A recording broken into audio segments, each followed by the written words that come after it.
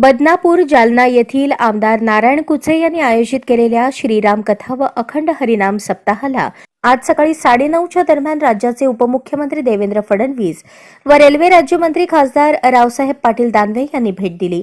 हा कार्यक्रम आटपून जालन्याकडे परत जात असताना एक मराठा आंदोलक उपमुख्यमंत्री फडणवीस यांच्या ताफ्यासमोर आला। काळा झेंडा दाखवून देवेंद्र फडणवीस गो बॅक अशा घोषणा यावेळी त्या आंदोलकाने दिल्या। त्याला बंदोबस्तावरील महिला पोलिसांनी ताब्यात घेतले। दरम्यान बदनापूर येथील कार्यक्रमात उपमुख्यमंत्री फडणवीस म्हणाले, येत्या 22 तारखेला राम मंदिराचं उद्घाटन होणार आहे। संपूर्ण भारत पुन्हा एकदा राममय होतोय, ही खरोखरच आनंदाची गोष्ट आहे। आमदार नारायण कुचे यांचे मनापासून अभिनंदन करेन।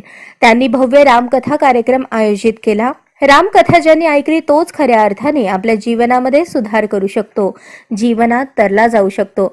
यावेळी उपमुख्यमंत्री फडणवीस यांच्या हस्ते वारकऱ्यांचा सत्कार करण्यात आला।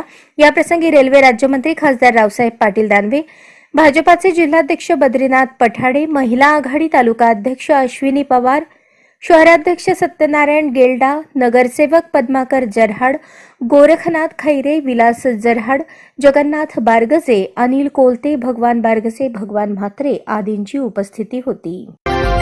आजच स्मार्ट महाराष्ट्र न्यूज चॅनलला सबस्क्राइब करा।